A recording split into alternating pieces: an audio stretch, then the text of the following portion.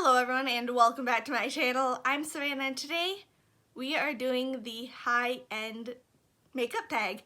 I saw Andrea Mattiliano, I don't know how to say her name, I'm sorry, and a few other creators do this video. I'll have all their videos linked down below for all of you to go watch. So I wrote all the questions down on sticky notes to answer them for you.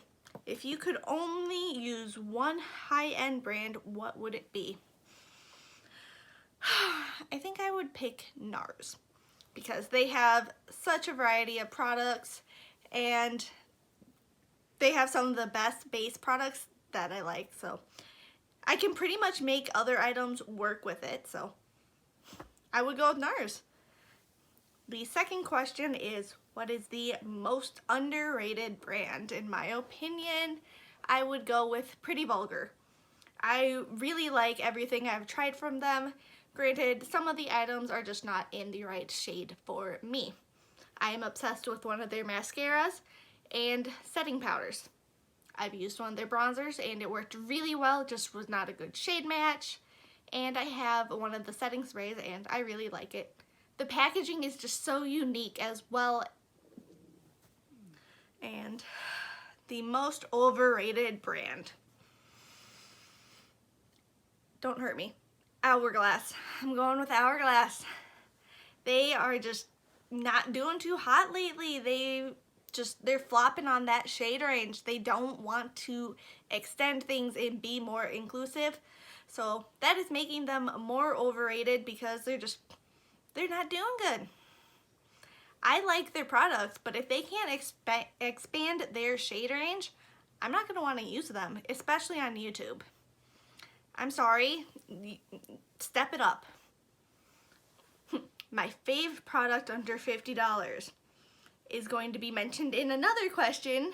It is the Nars Natural Radiant Longwear Foundation in Oslo. I'm wearing it now. It is just the most perfect shade match for me. It lasts so well, it works so great on my skin. A hidden gem at Sephora and within the high-end brands. The Pretty Vulgar setting powder I mentioned before. It looks like it's being discontinued, so I'm very upset about it. Like, it's really a hidden gem. I got it in a BoxyCharm, I believe, at some point last year. And I've gone through 3 or 4 of these at this point, so definitely a staple in my collection. And like, come on people, try it, bring it back. Don't let this stuff go. I'm sad, I don't want it to go away. I love it. It locks things in place. It is mattifying, but not overly. It's not cakey. It's seriously my favorite. And then number 6 is the High-End Foundation, which I already spoke about. And now we're already on to question number 7. So, alright, 7. Type of product I tend to buy at a high-end price point. I tend to buy high-end eyeshadows. Why? I don't know. They feel fancy and it attracts me to them because they just look so fancy. I have 2 here that are in later questions like, this is fancy. This is fancy. Just all of the marketing involved just makes it seem fancy and I'm excited to play with them. I just want them all. It seems how my brand like, oh, sparkly. I need it in my life. Ooh, that's different. Ooh, that's cool. And there's so many eyeshadow launches with like almost every collection. I just can't stay away. And I need to stop buying eyeshadow palettes because I have like a billion in my collection at this point. Thank you, BoxyCharm, for helping with that one. Number 8. What high-end brand do you think is overpriced? I'm gonna say it, Pat McGrath. Don't know if I said that right, but her eyeshadow palettes, I'm sorry, I can't pay over $100 for a 10-pan eyeshadow palette. I'm sorry. This is 15 shades for $65. And I feel that is a bit overpriced, but Pat McGrath, over $100 for 10? I'm sorry, I'm not paying $10 a shadow. And their lipsticks, everything just seems so expensive and I cannot justify it. So that is that. Fave limited edition product from a high-end brand. The Soldier palette. They bring it back for special events, but I love it. Oh, it's so pretty. I tend to not buy limited edition items because it's harder to use those type of items on videos. But this palette is so beautiful. You can create so many different looks. It's got cool tones, warm tones, and some of the most beautiful shimmers in the world. There's quite the dent in the lightest shimmer pearl here, but I love this palette. Seriously, best limited edition purchase I've ever made, even with drugstore items.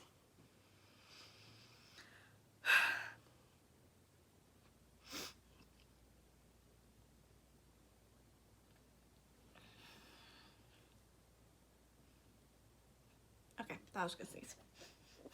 So I try to like stop for a minute and like give it time so I can at least erase something.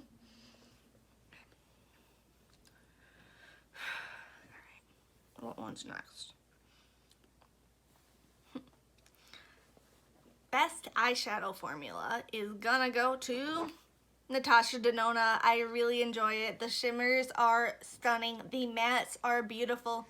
I've had such an easy time blending things. I can always make their shades work. Worst eyeshadow formula? I don't know. I don't really have a specific brand that I think eyeshadow formula sucks. I tend to like all of the palettes formulas I have. I don't know. Nothing really stands out. I don't tend to try a lot from random high-end brands to know that. I tend to stick with what I like or what BoxyCharm sends me. So I don't know if Hip Dot counts as high-end, but I guess if we're gonna say it's high-end, I guess Hip Dot. Their shadows are really hard to blend, so I guess that's it. Number 12. Brand I love, but I'm not crazy about it anymore. Hourglass. Yes, Hourglass. I already explained why I'm not crazy about them. Be more inclusive, Hourglass, please. Get it together. I loved their finishing powder, the ambient lighting powders. I love their blushes. They're just not doing very good with their inclusivity to deeper skin tones. Honestly, even their foundation is too dark for me though. So they need to go and get things better on both ends of the spectrum, especially for those with deeper skin.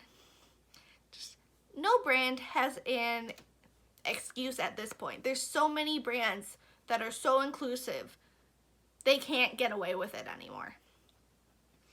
All right, getting off that high horse for a moment. 13, high-end product I didn't expect to like, but totally wowed me. The Wander Beauty Mile High Club Mascara. I've gone through like 3 of these now. 3, holy crap. I've gone through 3.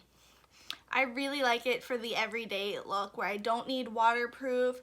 I'm looking for something more natural. It gives me volume, length, and separation. It doesn't clump, and my lashes don't feel overcoated. It feels like my lashes. So, just my lashes, but better, and I love it, and I'm gonna keep buying you as long as I can. Fave high-end eyeshadow palette right now is the Glam palette. Yeah. So beautiful. Yeah, it's not something I already have in my collection. It's pretty. The shades are so wearable. Just you can create so many different looks with this, and that is why it is my favorite high-end eyeshadow palette right now. I will make sure to leave all the questions down below in the description box for you if you would like to try this out.